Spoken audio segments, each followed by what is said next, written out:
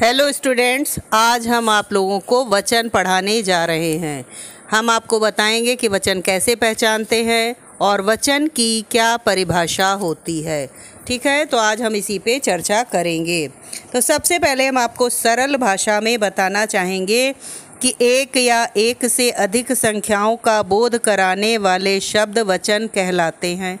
Okay, या हम परिभाषा रूप में कहें तो कह सकते हैं जिन शब्दों से किसी व्यक्ति वस्तु की संख्या का बोध होता है उसे वचन कहते हैं, है ना।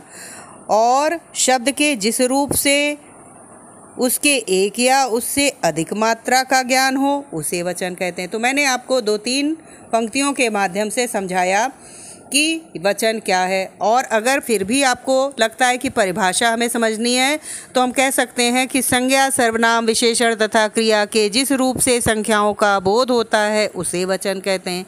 तो अब परिभाषा से आपको क्लियर हो गया होगा। आगे बताएंगे आपको कि वचन के भेद कितने होते हैं।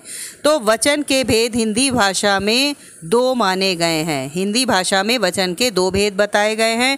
पहला एक वचन, दूसरा बहुवचन। अब आपको समझना होगा एक वचन क्या है। तो जो शब्द संज्ञा, सर्वनाम, क्रिया, विशेषण की एक संख्या का बोध कराते हैं उन्हें एक वचन कहते हैं।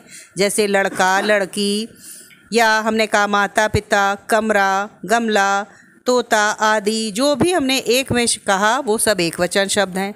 ठीक है, उसी तरह से अगर हम बहुवचन की ओर ध्यान दें तो जैसा कि इनके नामों से विदित होता है, बहुवचन का मतलब जहाँ एक से अधिक हो। बहुवचन में क्या समझना है हमको परिभाषा कि जो शब्द संज्ञा, सर्वनाम, क्रिया, विशेषण की 2 या 2 से अधिक संख्या का बोध कराते हैं उन्हें बहुवचन कहते हैं। क्लियर? ठीक है, कि 2 या 2 से अधिक संख्या का बोध कराते हैं उन्हें बहुवचन कहते हैं। जैसे कि हम कह सकते हैं, पहले हमने बोला था लड़का, पुस्तक, घड़ी आदि, अब हम कह सकते हैं लड़के, पुस्तकें, घड़ियाँ आदि। या हमने कहा गायें, कपड़े, बेटे, बेटियाँ, लताएं, पर्वतों आदि। इस तरह से हम समझते हैं कि एक वचन और बहुवचन क्या है। अब हम आपको कुछ उदाहरण बताना चाहेंगे जिसके माध्यम से आपको ये और भी क्लियर हो जाएगा। पहला बताना चाह रहे हैं थोड़ा से सब सरल शब्दों से, क्योंकि जब बच्चे छोटे होते हैं तो उनको सरल शब्दों से ही सिखाया जाता है। जैसे कि बेटा का बेटे हो जाएगा, कुर्ता का कुर्ते, तोता का तोते, दरवाज़ा का दरवाजे, कपड़ा का कपड़े, ताला का ताले हो जाएगा। और अगर हम थोड़े शब्द देखें तो हम कह सकते हैं कि इसमें आपका चिड़िया है, चिड़िया का चिड़िया हो जाएगा, डिबिया का डिबिया हो जाएगा, नदी का नदियाँ हैं या नदिया का नदियाँ हो जाएगा। इस तरह से हमें शब्द दिखाई देते हैं।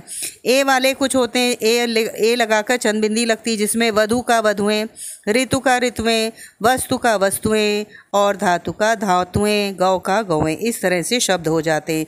कुछ शब्दों में गण, वृंद, जन या लोग लगाया जाता है। जैसे हमने कहा शिक्षक का शिक्षक गण, मजदूर का मजदूर लोग, गरीब का गरीब जन, गायक का गायक वृंद, है ना, या साधु का साधु जन, छात्र का छात्र वर्ग, कवि का कविगण। तो इस तरह से अगर आप ध्यान देंगे तो आपको ये क्लियर हो जाएगा कि कैसे हम वचन को परिवर्तित करते हैं, एक वचन से हम बहुवचन कैसे बनाते हैं। तो ये जो मैंने उदाहरण दिए हैं आपको, इनके माध्यम से हम आशा करते हैं कि आप लोगों को एक वचन और बहुवचन भली भांति समझ में आ गए होंगे। ओके स्टूडेंट्स, धन्यवाद।